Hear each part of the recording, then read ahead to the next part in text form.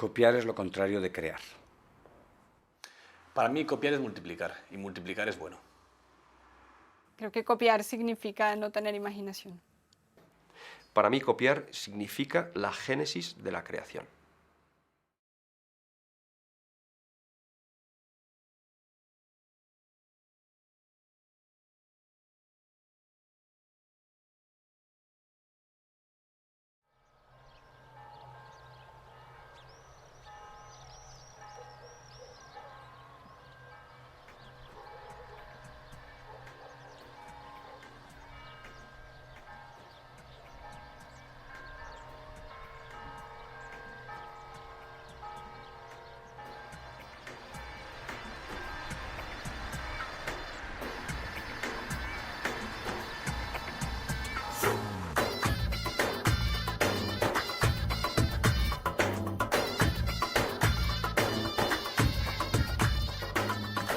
Me llamo Hassan Hashem, yo soy libanés, del Líbano.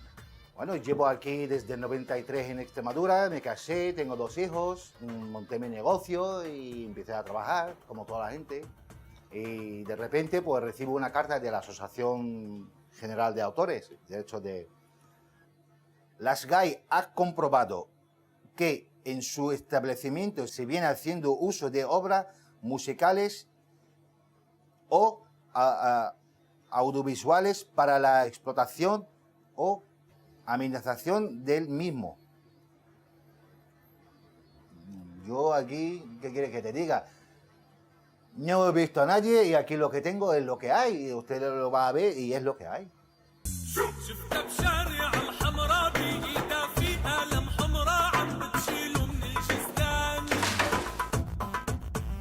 La mayor parte del negocio se dedica a la cocina y aquí tengo 2,70 por 2,90. Es el espacio para el público. Es comida para llevar. No tenemos instalaciones ni de cable, ni música digamos, de fuera, ni altavoces, ni lo único que tengo es un radio casero, un mini CD de estos chiquititos, casero. Y es el que tengo en la cocina. Y es el único tipo de música que se escucha aquí, música árabe, música libanesa. Esta música la traigo yo de mi tierra. Cada vez que se vaya mi hermano, o voy yo, o me entero que alguien viene y trae música, pues o me lo graba, o me lo manda, o me lo vende, o lo que sea, pero siempre he hecho de música así.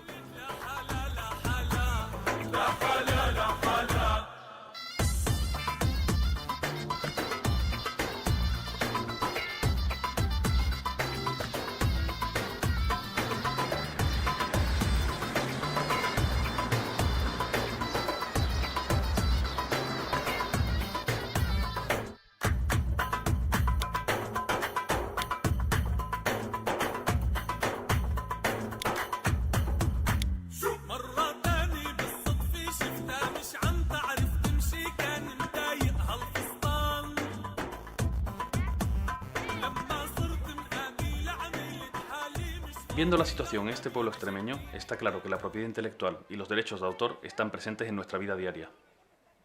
Nuestro proyecto consta de este documental y de un blog en internet donde vamos a ir narrando el desarrollo de la producción y donde vamos a colgar las entrevistas íntegras. También hemos decidido no solo hablar de estos temas, sino experimentarlos, con lo que vamos a intentar licenciar el documental con una licencia distinta del copyright. Una licencia que nos permita colgar el documental en internet para que todo el que quiera pueda visionarlo, descargarlo y copiarlo libremente. En el documental también vamos a narrar el proceso de conseguir esa licencia. Vamos a ver si al final podemos hacerlo.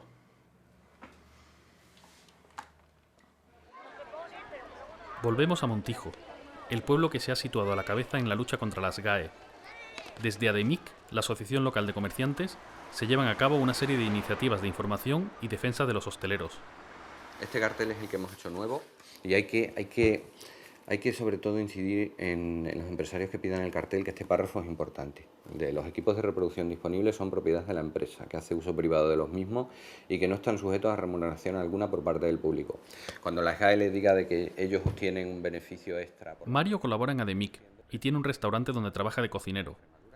Él mismo ha sufrido los envites de las GAE y ha sido promotor del llamado Manifiesto de Montijo, un texto con instrucciones para librarse de las GAE que ha traspasado las fronteras extremeñas y se ha convertido en un referente de las posiciones anti-GAE.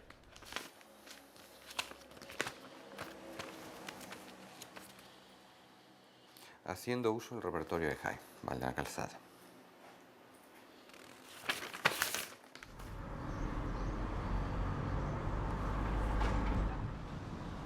De mí, como asociación sin ánimo de lucro, igual que la Jai, somos sin ánimo de lucro, es uno de los servicios que prestamos. Pues le ofrecemos asesoramiento e información a la gente que nos lo solicita. La SGAE ha conseguido que se legisle a su antojo. O sea, se han creado leyes para beneficiar a este grupo de personas, a los autores y editores. Y no precisamente a todos los autores y editores, sino a un grupo concreto privilegiado de autores y editores. Porque hay algunos que no aprueban. Entonces, lo primero que hay que tener en cuenta es que la situación es difícil, la pelea es difícil y que hay que estar dispuesto a renunciar a muchas cosas para poder pelear con efectividad. Por toda España, asociaciones de empresarios, universidades y otras instituciones están empezando a cuestionar los pagos a las entidades de gestión de derechos. En Montijo, todo el pueblo está sensibilizado con el tema y el ayuntamiento aprobó en un pleno dejar de abonar los recibos de las SGAE. Bueno, yo espero que por simpatía otros ayuntamientos dejen de pagar a la SGAE. ¿Y SGAE qué puede hacer? ¿Demandar a todos los ayuntamientos de España? Bueno, veremos si se admite a trámite esa demanda. La cuestión es forzar el debate y forzar el cambio en la legislación. Y para forzarlo a veces hay que tomar medidas tan drásticas como esa. Todo el mundo ha oído hablar de las SGAE y a nadie le resultan desconocidos términos como canon digital, entidades de gestión o derechos de autor. Pero, ¿qué es exactamente la propiedad intelectual? La propiedad intelectual es el conjunto de derechos que regula la protección de las creaciones del ser humano. Se divide en dos tipos: la propiedad industrial, que protege a marcas y patentes, y los derechos de autor, que protegen a las creaciones artísticas, que son de los que nos vamos a ocupar. Según la ley española, son objeto de propiedad intelectual todas las creaciones originales literarias, artísticas o científicas, incluyendo libros, obras dramáticas y traducciones, composiciones musicales, obras cinematográficas, obras de pintura, fotografía y escultura, proyectos arquitectónicos y de ingeniería, y programas de ordenador. La ley distingue distintos tipos de derechos de autor. Primero tenemos los derechos morales, que serán siempre del autor, como el reconocimiento de la autoría o el respeto a la integridad de la obra. También tenemos los derechos de explotación, que son transferibles, como los derechos de reproducción o los de difusión pública. La ley determina también la duración de esos derechos de explotación. Es lo que se conoce como copyright. Actualmente la ley reconoce la protección de una obra hasta 70 años tras la muerte del autor, pasando esta entonces a dominio público. ¿Pero de dónde vienen este sistema y esta duración? Aunque por entonces legalmente no tenía dueño, la cultura se encontraba encerrada en los monasterios. Pero en 1439 Gutenberg inventó la imprenta, y esto lo cambió todo. La cultura empezó a circular.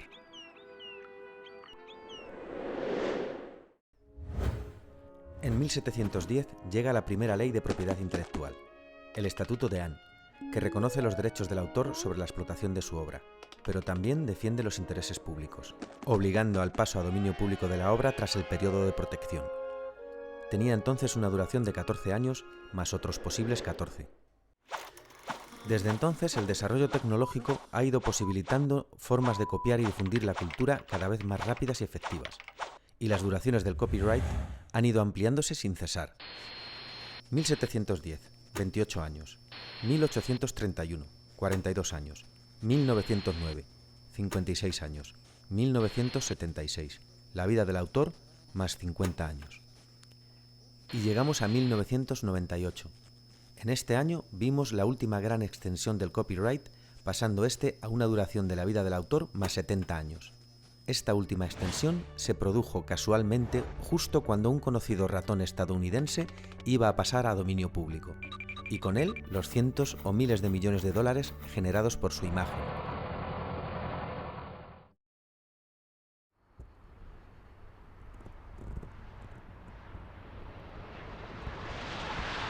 Para conocer los distintos tipos de licencias que existen, vamos a Barcelona, a ver a Ignasi Labastida, profesor en la universidad y representante en España de Creative Commons, que es uno de los sistemas de licencias más conocidos del mundo. Ignasi nos va a ayudar a escoger la licencia adecuada para nuestra película. Bueno, Ignacio, hemos venido porque queremos el documental que vamos a producir, colgarlo en internet, que todo el mundo pueda descargárselo y copiarlo libremente. Y entonces queremos saber qué tipo de licencia tenemos que usar y qué opciones existen hoy en día. Pues a ver, si te quieres centrar en el tema de las licencias Creative Commons, hay otras licencias que más o menos tienen cosas parecidas. Tienes que tener claro primero que todas las licencias, las 6 que se ofrecen actualmente, permiten justamente la copia, reproducción, la distribución y la comunicación pública, siempre que no se busque una finalidad comercial. Entonces, si pones una de estas licencias, tú estarás autorizando justamente a que se pueda copiar el documental y que se pueda distribuir. Y después la otra cosa que te debes plantear también es si quieres permitir la transformación. A mí me interesa ese documental, pero solo una parte, y quiero crear otro documental a partir del tuyo, lo que se llama legalmente una obra derivada. Juntando todo esto tienes 6 opciones. Desde lo más restringido, no permitir obra derivada, no permitir usos comerciales, a lo más abierto, que sería permitir cualquier tipo de uso comercial y permitir cualquier tipo de modificación. De hecho, la ley dice una cosa, que es que tú no puedes ceder derechos... Parece ser que Creative Commons es el camino a seguir. Para decidir una licencia en concreto y conocer los detalles del proceso, volvemos a Madrid, a consultar a Javier de la Cueva, abogado experto en propiedad intelectual. Pues Javier, venimos de ver a Ignacio Labastida, de Creative Commons España, que nos está explicando los tipos de licencias alternativas que hay. Sí. Porque nosotros tenemos la intención de... ¿Qué le llamas alternativas? Es verdad, tienes razón. Pues otro tipo de licencias menos usuales, quizás, Sí. que el copyright. Y nosotros la intención que tenemos es, nuestro documental, poder colgarlo en internet y que todo el mundo tenga acceso a él. Vale, bueno, pues vamos a ver. Te comento, yo ya he visto el contrato que tenéis vosotros y entonces lo que te voy a dar son unos parámetros generales. Estos parámetros generales yo creo que mejor te los dibujo, porque la verdad es que es un tema que se entiende mejor con un gráfico. Mira, nosotros vamos a partir de aquí, ¿vale? Que este es el inicio. Y el inicio es que vosotros tenéis un contrato entre la productora, que sois vosotros, y Radio Televisión Española. Primero tenemos que analizar es si vuestro contrato os permite colgarlo en internet, ¿vale? Porque claro, no solamente estáis grabando, sino que también tenéis gráficos, tenéis imágenes, tenéis personas que son las que están entrevistadas, pondréis una música, supongo, al documental, tenéis los derechos también del guionista y tenéis también los derechos del realizador, y luego pues los derechos vuestros como productora. Entonces, bueno, pues los derechos como productora son los que estamos analizando, pero vamos a ver. Javier nos explica el laberinto legal que suponen los distintos derechos en una producción audiovisual. Nos habla de derechos de autor y derechos de imagen, también de lo relativo a la coproducción y sus derechos de explotación. Nos cuenta todo lo que tenemos que hacer para poder colgar la película en internet. Tenemos que firmar un contrato de cesión de derechos con todas las personas que generan derechos de autor, como el guionista, director, músico, grafista. En ese contrato tenemos que especificar que el documental se va a licenciar con Creative Commons. Si alguien pertenece a alguna entidad de gestión de derechos como las GAE, se puede complicar la cosa, teniendo que pedir permisos extra. También tenemos que conseguir la autorización para usar la imagen de todas las personas que van a salir en el documental. Y por último, y no menos importante, tenemos que llegar a un acuerdo con Televisión Española, coproductores y copropietarios de la película. Este dibujo representa el camino que tenemos que seguir para poder editar el documental con una licencia copyleft y así poder colgarlo en internet, para que todo el mundo lo pueda visionar, descargar y copiar libremente. Si conseguimos llegar al sí de la derecha, podremos hacerlo, pero si acabamos en el no de abajo, no podremos colgarlo en la web, y ya veremos entonces cómo lo solucionamos.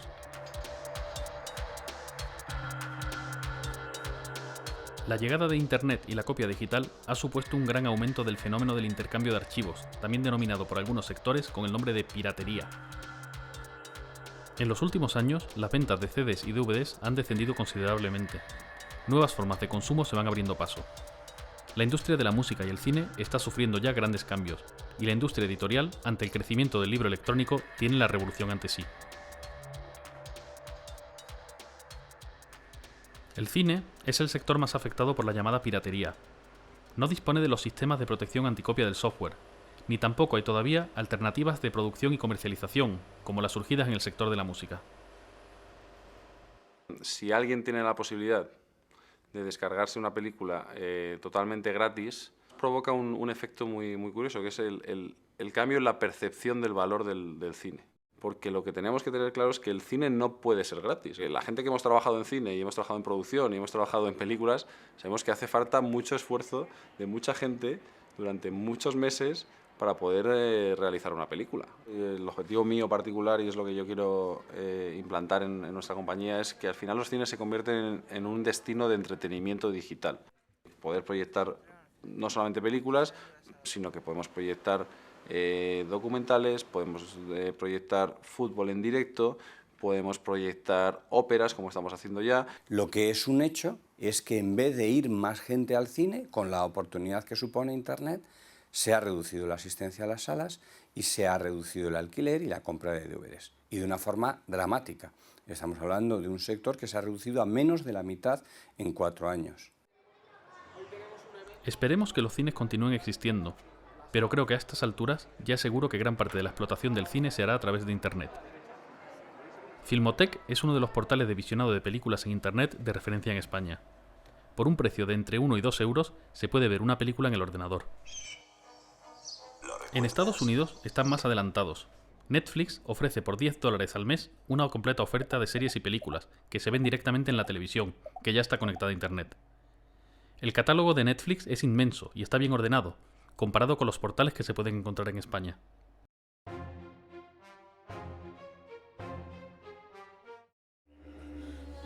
I drifted through space for 7 months, lost. When I came back down La producción cinematográfica se ha vuelto muy difícil. El modelo basado en exhibición en salas y venta de DVDs parece acabado, y los servicios de venta o alquiler de contenidos por Internet están empezando. Hacen falta nuevos modelos de negocio. ¿Stan?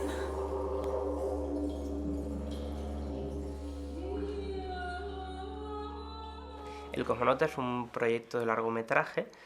Era un sueño que queríamos hacer, era, digamos, la historia ideal para apostar por ella y para perder tiempo en ella. Y básicamente es una propuesta para renovar o solucionar ciertos problemas que vemos en la industria de manera bastante innovadora en cuanto a la financiación, la producción y la distribución. El modelo de negocio del Cosmonauta se basa en hacer participar al público en el proyecto y así fidelizarlo antes de producir la película. En vez de ser un mero espectador, por 2 euros puedes convertirte en productor. A esto se le suman otras fuentes de financiación, como el merchandising, fiestas y patrocinios de marcas. En el Cosmonauta están usando el valor de su marca como un criterio de financiación, y así poder vender derechos de emisión a televisiones y cines con un público ya prácticamente asegurado, además de vender los múltiples productos derivados. Es un proyecto transmedia, el punto central es un largometraje, pero alrededor de él hay otros contenidos desarrollados para móvil, para libros, para texto, videojuegos, etc. Nuestra presencia en Internet además tiene mucho que ver también con nuestro modelo de negocio, porque lo que estamos haciendo gracias a Internet y también, bueno, gracias a eventos que hacemos en la calle, ¿no? Eventos, conciertos, fiestas y demás, es el hecho de contactar con el público antes. Y ese contacto con los productores tiene mucho que ver porque ya estamos consiguiendo un público que después probablemente vaya a querer ir al cine, probablemente la vaya a ver en Internet o probablemente la vaya a ver en televisión y se vaya a comprar el DVD. Entonces, eso es también una cosa muy buena que nos dan nuestros productores. Que bueno, que nuestros productores lo que se convierten en productores cuando a partir de 2 euros compran un welcome pack. O sea, la aportación mínima son 2 euros. Y lo que se llevan es un certificado de productor donde personalizado con su nombre, un número de sorteo además, que sortearemos uno de los 2 trajes de cosmonauta auténticos que tenemos. Se llevan un par de pegatinas y una chapa.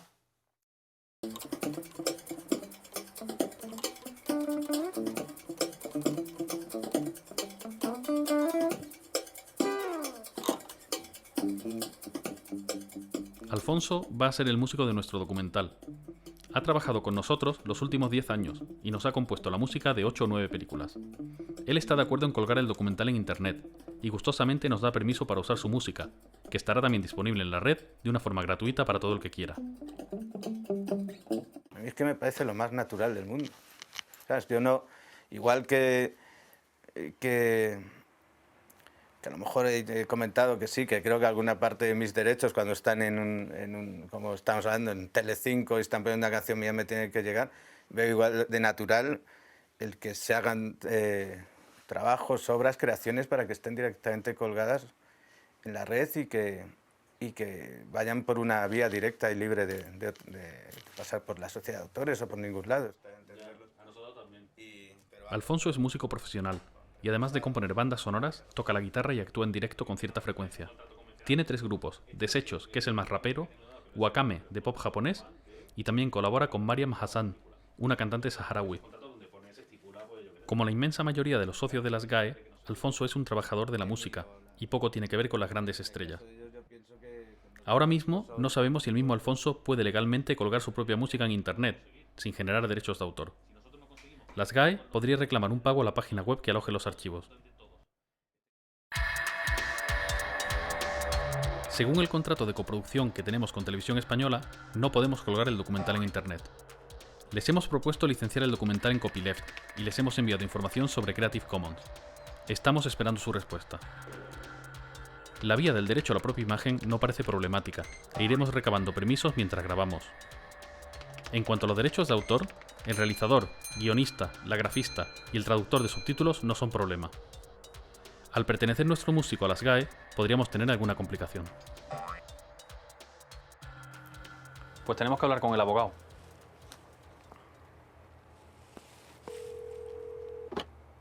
¿Sí? Hola Javier, soy Estefan de Copiad Malditos.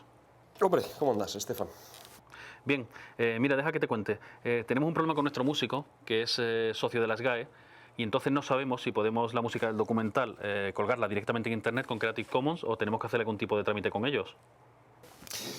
Pues vamos a ver, si él es músico y él es socio de las GAE, tenemos una cuestión y es la siguiente. Él, por contrato, lo que habrá es cedido a las GAE precisamente una serie de derechos que son pues los de poner una obra a disposición, la comunicación pública, pues por ejemplo el tema de los bares o el tema de las radios o el tema de la televisión, ¿no? Sí. Ahora bien, las GAE en los estatutos se establece que hay un sistema que son las autorizaciones singulares. Quizás te acuerdes que en el gráfico también lo habíamos hablado. Entonces él puede solicitar del Consejo de Dirección que se le permita, para ese caso concreto, llevar a cabo una utilización de esa obra. Y entonces que esa obra no se la gestionará las GAE. Así que lo que tendría que hacer es hablar con las GAE para ver cómo puede obtener ese permiso de ellos. Vale, pues hablamos con ellos y te dejamos saber algo. Vale, pues ya me dirás, ¿eh? Vale. Venga, estupendo, hasta luego. Hasta luego, chao. Pues hay que llamar a las GAE.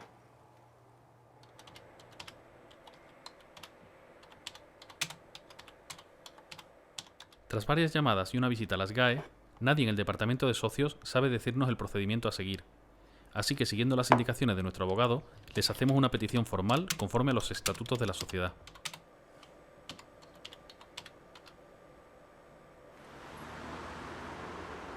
Pues parece que ya nos hemos topado con las GAE. Pero ¿cómo funcionan las GAE? ¿Cómo son las entidades de gestión de derechos?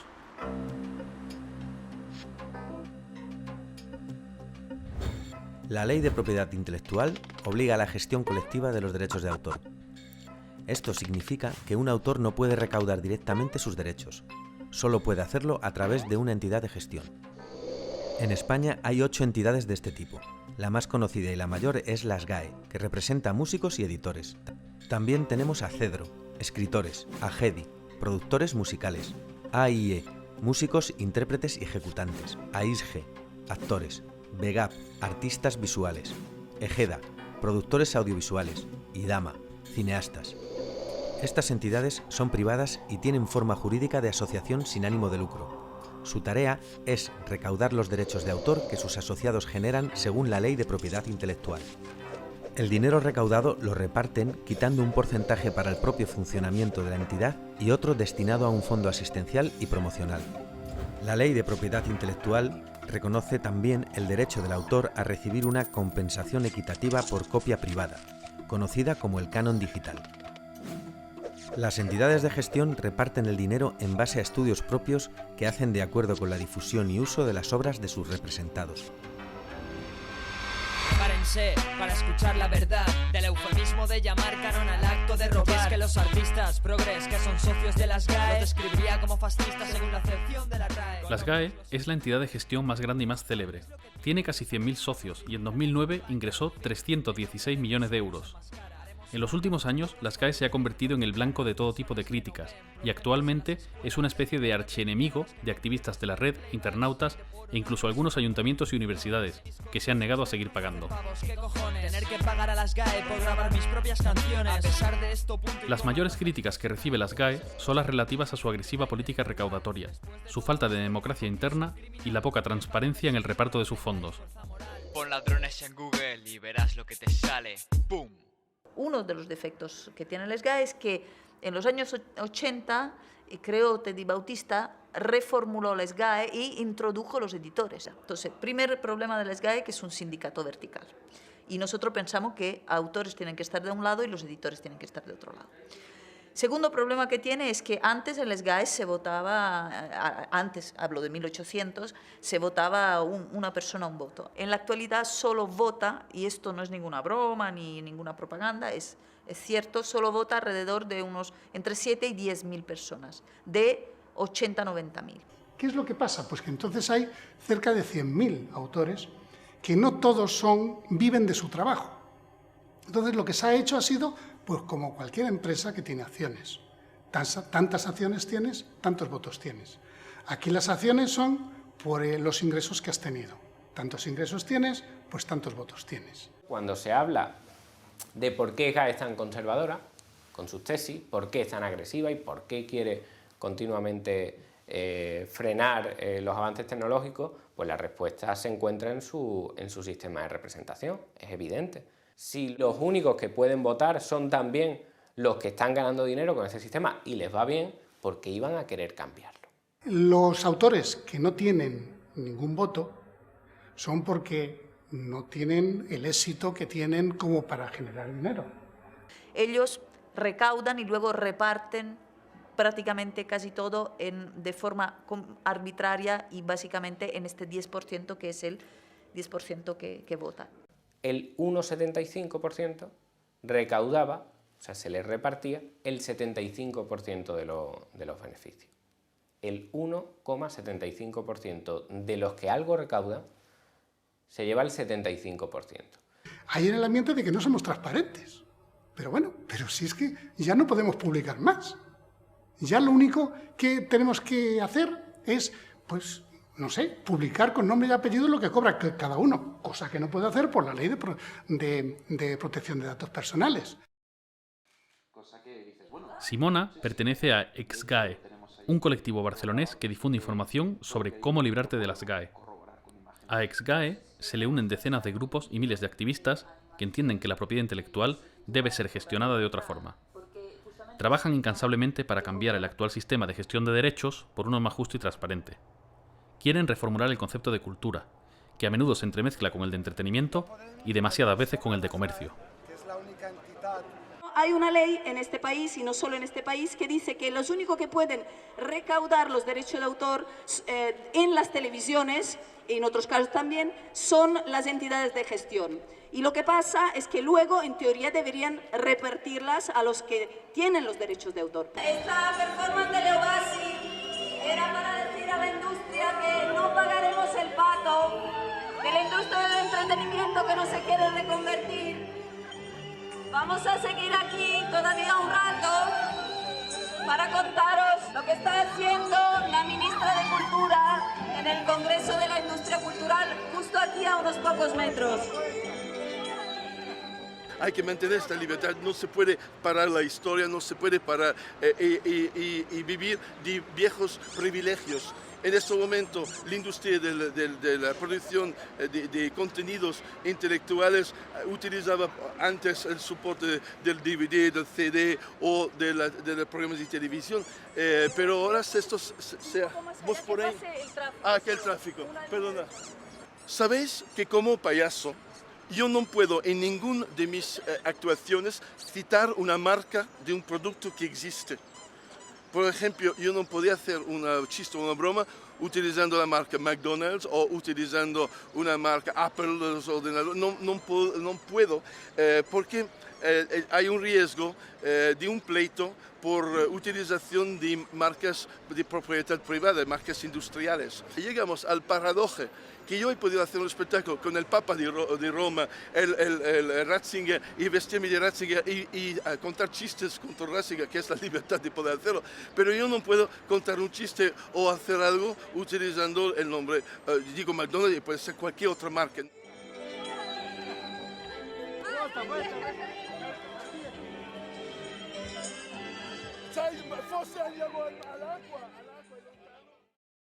El juez, que hoy en día es magistrado en la Audiencia Provincial de Madrid... Javier de la Cueva nos asesora legalmente. Es un abogado madrileño que trabaja defendiendo a personas o empresas demandadas por las entidades de gestión. Colabora estrechamente con David Bravo, y ambos han defendido a multitud de web de enlaces y bares demandados por las GAE y otras entidades de gestión. Tenemos el país más avanzado en sentencias de reconocimiento de los derechos de la cultura libre, por cuanto que somos los países además iniciales en cuanto a la primera sentencia sobre copyleft del mundo. Tenemos además unos jueces que han desarrollado perfectamente, porque lo han entendido de una manera estupenda, lo que es un enlace, y sin embargo lo que tenemos es un poder político que es ciego a lo que pide la sociedad. Javier ha desarrollado un archivo público de procedimientos libres, donde comparte sus conocimientos sobre propiedad intelectual y publica de forma gratuita todos los avances y éxitos que ha tenido. David Bravo y otros abogados colaboran en esta tarea, y todos intercambian libremente sus experiencias.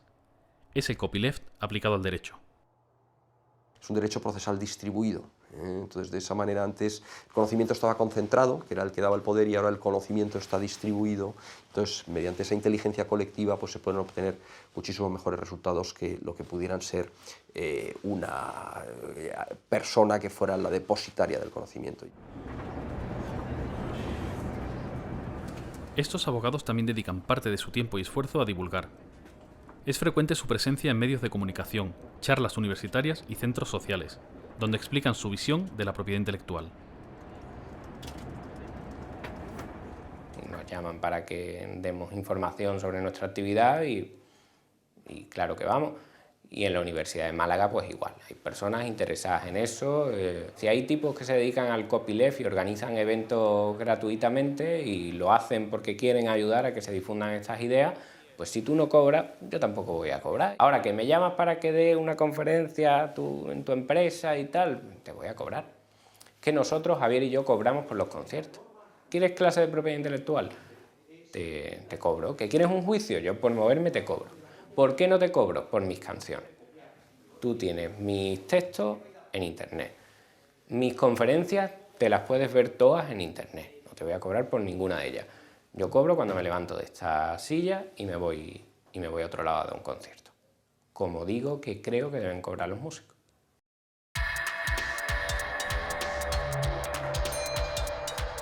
Hemos conseguido los permisos de cesión de imagen de los participantes.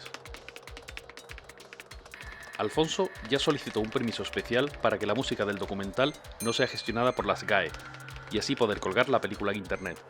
Seguimos esperando respuesta. Con Televisión Española hemos revisado el contrato y vamos a editar el documental con una licencia de Creative Commons. Yo he vendido discos, se vendían discos, es decir, unas cantidades aceptables, incluso he llegado a vender cinta de cassette, que salió el primer disco que tuve. Los discos se colocan en las tiendas, los colocan, que los tiene la distribuidora, que es otra parte del engranaje, ¿no? También. Y quitando en algún caso, se suelen devolver casi todos, en nuestro caso. Pero sí, quizás por curiosidad, más que pues se baja música, se escucha. ¿Que cómo lo veo? Esa es la pregunta del millón. Yo veo que es algo imparable. Creo que es una cosa imparable en el sentido que vivimos, en el mundo que vivimos y con la tecnología que vivimos. No creo que a millones y millones de chavales de 12 a 16 años y más les puedas en cualquier lado del mundo convencer de que una cosa que tienen al alcance de la mano con un botón esté prohibida.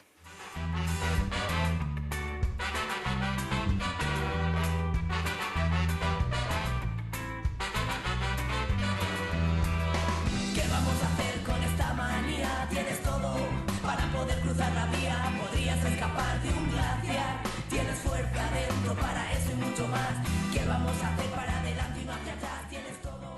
En el sector de la música ha habido mucho movimiento en estos años. El MP3 se ha universalizado y con el ancho de banda actual se pueden descargar de internet discos enteros en pocos segundos. Las ventas de CDs están bajando sin parar y muchos grupos han empezado a usar internet para darse a conocer e incluso comienzan a autoeditarse.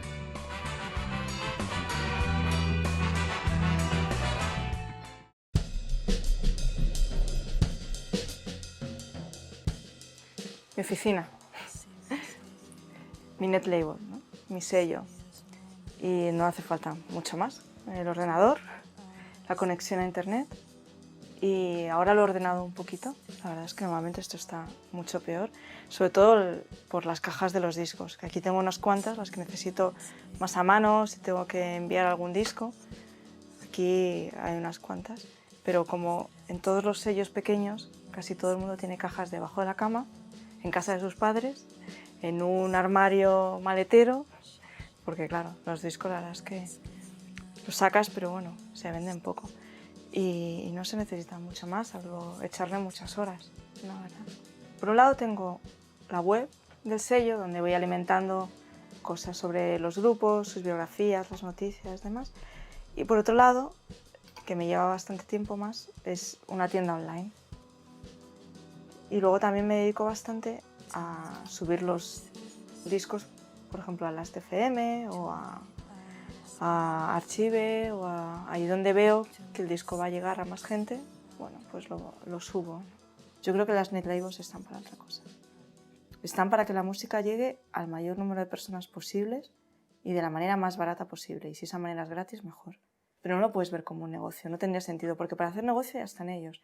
Y si los grupos quieren hacer negocio, ya se van a buscar un contrato discográfico de una multinacional y en que les dé dinero. Las discográficas grandes, las discográficas tradicionales, siguen usando esquemas del pasado.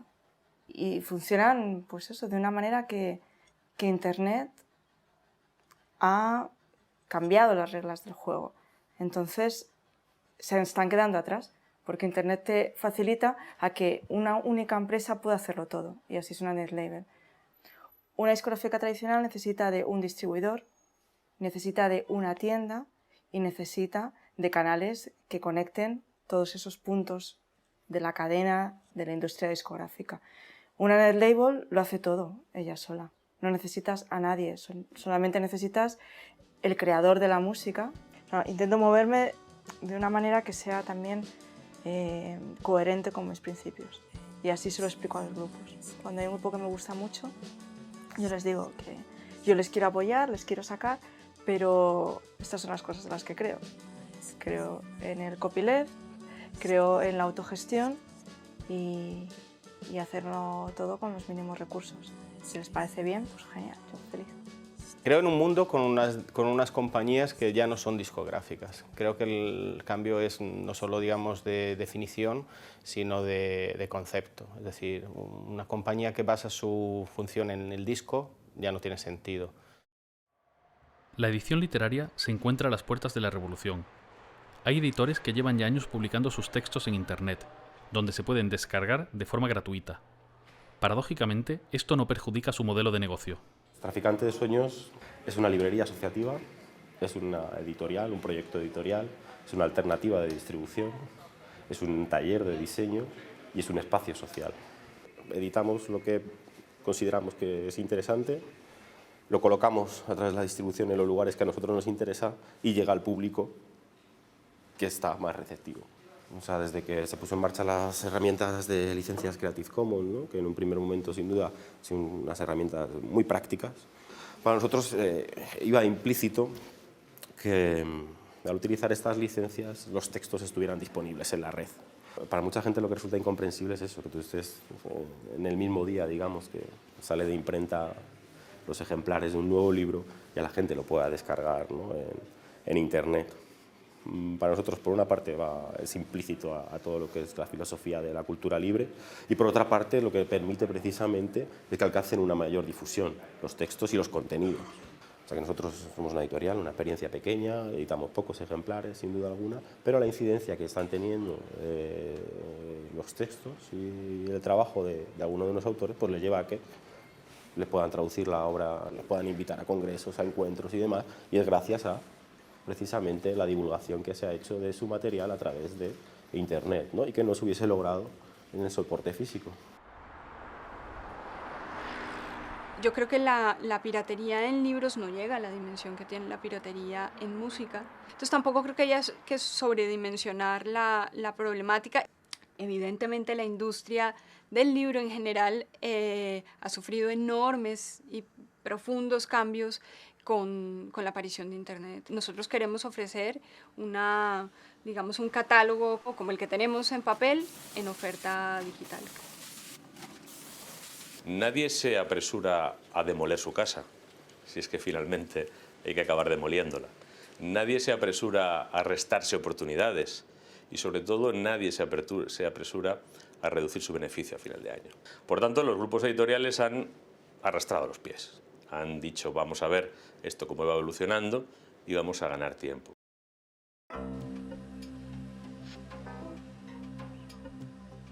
Estamos viviendo un rápido cambio legislativo en torno a la propiedad intelectual. Las leyes van más lentas que el desarrollo tecnológico y la propiedad intelectual tiene cada vez un mayor peso en la economía. Se están desarrollando nuevas formas para reforzar el control. En España está en estudio una reforma de la Ley de Propiedad Intelectual.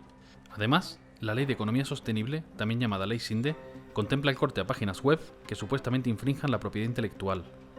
Lo más polémico de esta ley es que los cortes se harían sin consultar con un juez. Pues evidentemente las leyes no responden a la situación actual.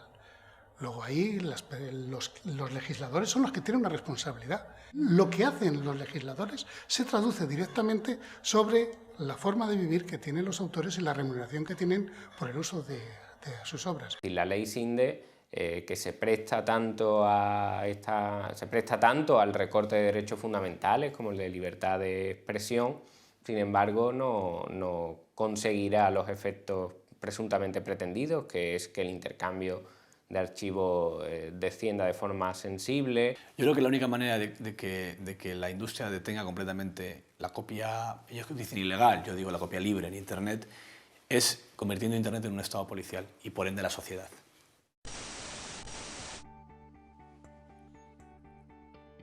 Un lector del blog nos ha mandado un vídeo suyo y nos ha parecido interesante enseñarlo. Seguidores, soy el Capitán Copia. Sinde, ¿me reconoces? Soy tu peor pesadilla.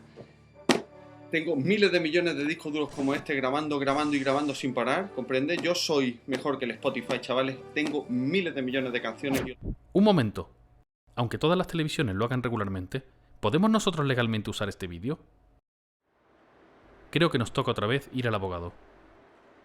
Para que tú puedas utilizar eso te tienen que constar bien claritos que la persona que te envía ese vídeo tiene los derechos para cedértelos a ti para que tú a su vez puedas meterlo dentro del documental. Y si no lo tienes, yo te aconsejo que no lo hagas. Y después hemos pensado viendo en televisión... Javier nos habla del derecho de cita, recogido en el artículo 32 de la Ley de Propiedad Intelectual, que permite el uso de ciertos materiales sin obtener el permiso previo del autor para labores de educación e investigación. Haciendo caso omiso de la ley, las televisiones usan sin reparo todo lo que encuentran en Internet para puro entretenimiento, no precisamente para educar e investigar. Hemos encontrado un vídeo en Internet que nos tiene todos locos. Han juntado una canción de Encarnita Polo que no conozco ni yo, la que se llama Paco, Paco, Paco, de mi Paco, Paco, Paco. Con un videoclip de Beyoncé lo han juntado. Y es una idea maquiavélica, pero encaja. ¡Qué curioso! Mira, mira.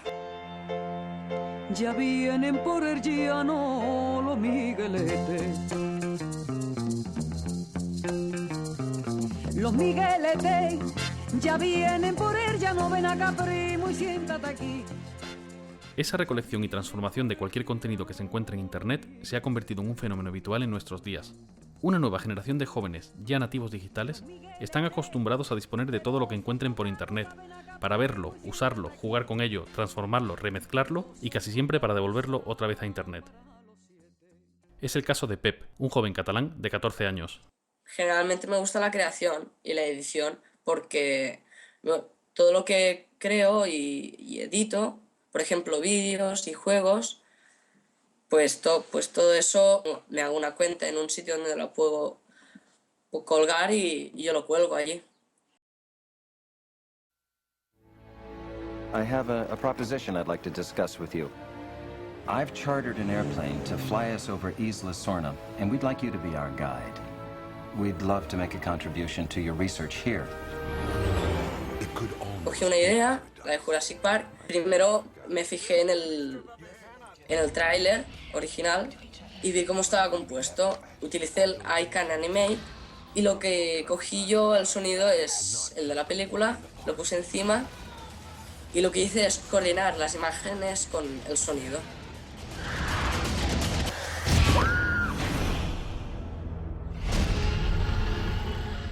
¿Y la propiedad intelectual? ¿Y los derechos de autor? Pep dice que en el colegio nunca le han hablado de esos conceptos, y sobre el uso que él hace de material protegido que consigue en internet, tiene una muy buena explicación.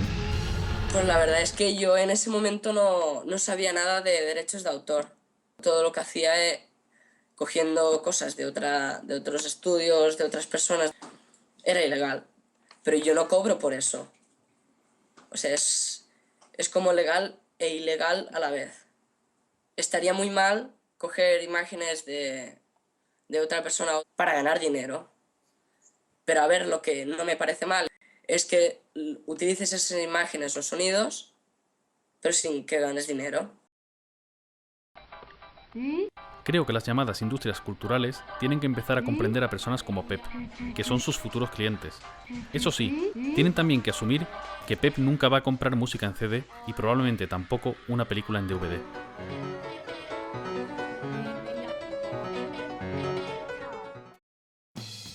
Para jóvenes como Pep, las entidades de gestión llevan tiempo diseñando campañas educativas para dar a conocer la propiedad intelectual, como ellos la entienden. Educar para Crear es un programa educativo que hizo Cedro con otras instituciones dedicado a la escuela con el fin de que se incluyeran en el currículum de las escuelas algún capítulo sobre derechos de autor de una manera fácil y sencilla. Si ves los vídeos de Educar para Crear, que están ahí libremente expuestos, te das cuenta de cuál es la educación que se está dando. Hay un vídeo donde el profesor pregunta, bueno, ¿y qué pensáis de la copia privada? ¿Qué pensáis de la copia privada? Y dice un niño, que supongo que la respuesta era correcta porque para eso aparece en el vídeo, dice, no, me parece muy mal, todo original. ¿Parece bien que los usuarios puedan hacer copias privadas? No, para nada. O sea, lo que tendría que ser es todo original. Resulta que la copia privada es un derecho que está en la ley y a estos niños, salvo que a ese se le pusiera de cara a la pared después de dar esa respuesta, se les está enseñando que ejercer ese derecho es malo. Es que esto ya lo que nos está dando es la moral de este tipo de gente. Es que no tienen ningún tipo de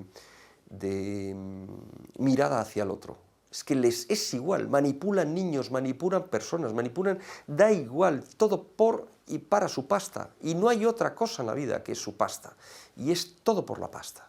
Entonces, vamos a ver, ¿pero qué sociedad podemos construir con estos señores que mandan? Yo soy el capitán clonado, dueño de todo, porque todo es mío.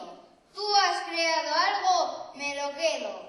Tú has inventado algo, un libro, un videojuego, una canción, pues me lo robo. Lo que hace se llama piratería. Esto es un acto delictivo. Vamos a ver, si desde hace 5.000 años a los niños les estamos obligando a copiar la caligrafía, ¿cómo ahora les vamos a decir que es que copiar es malo? Entonces, verdaderamente, ver a aquellos niños siendo utilizados y diciendo yo soy pirata malo porque estoy copiando, pero ¿cómo se aprende a escribir más que copiando? ¿Cómo se aprende un idioma más que copiando? Original. Yo cuesto más barato, hasta no cuesto nada si me descargas de internet. Sé original, defiende tus derechos y respeta a los demás.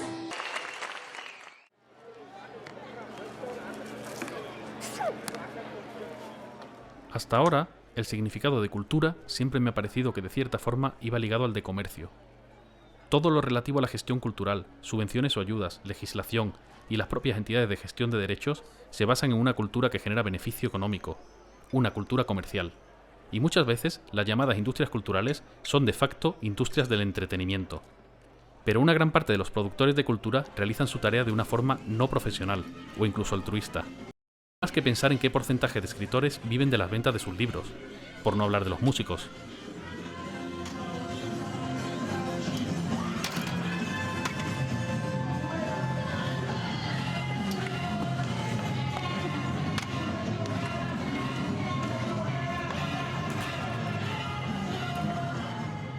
Lo que se hace en las habitaciones de las casas, lo que se hace en la calle, lo que se hace fuera de las empresas, no sé, lo que hace alguien con una cámara doméstica en muchas ocasiones y lo sube a YouTube, eso muchas veces.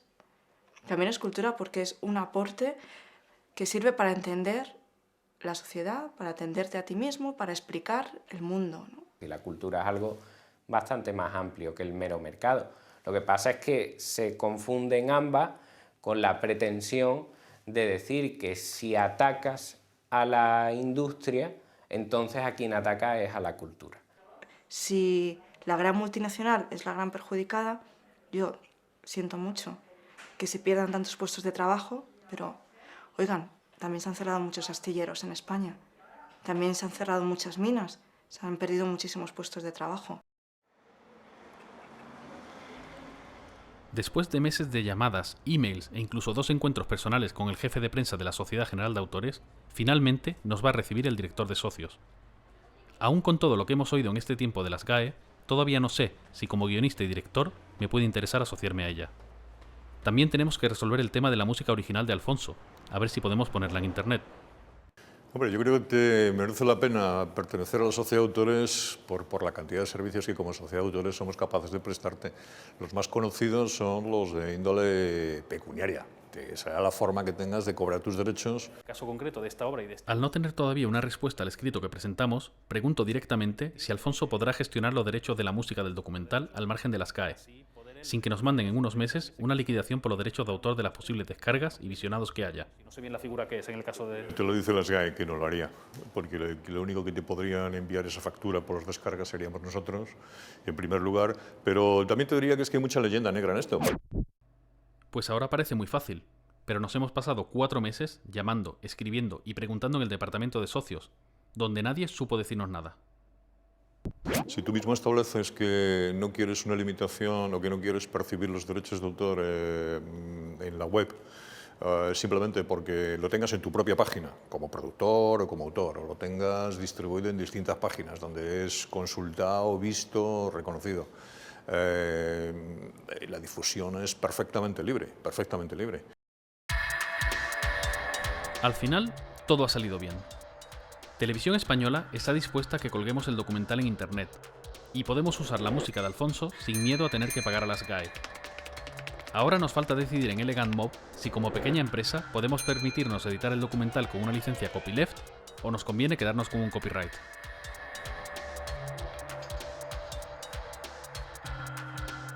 En cuanto a mí, las GAE no me ofrecen la flexibilidad que yo desearía en la gestión de los derechos de mis obras, y no reconoce otro tipo de licencia que no sea el copyright. Tengo también alguna duda sobre los sistemas de reparto, y además nunca podría participar en las asambleas, con lo que nadie me escucharía.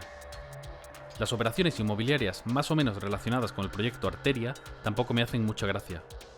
Así que de momento no me voy a asociar a las GAE, aunque ello signifique que no voy a cobrar los derechos de autor que me correspondan.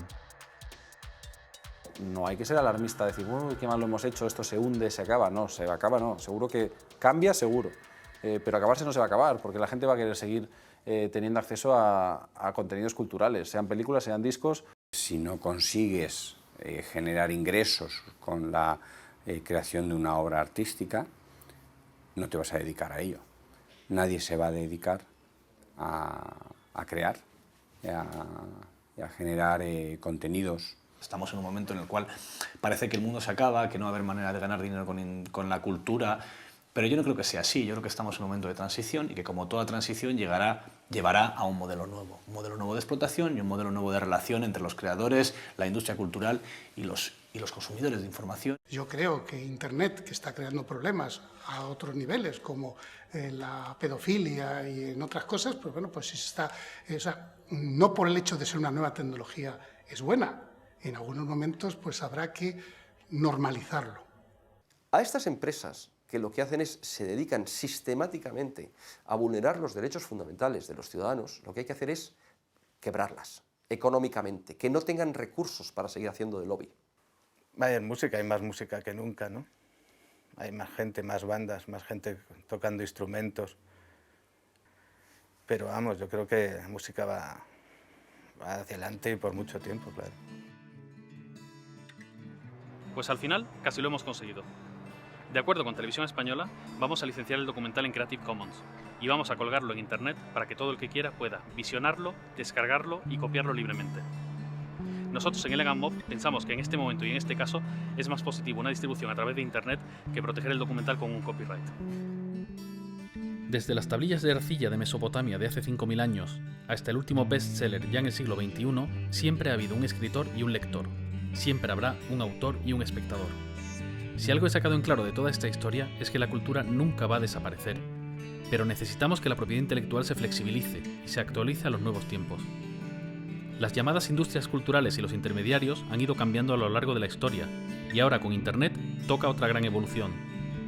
Tenemos que entender que las cosas pueden cambiar, decrecer, evolucionar o incluso desaparecer, y eso no es algo que sea necesariamente malo.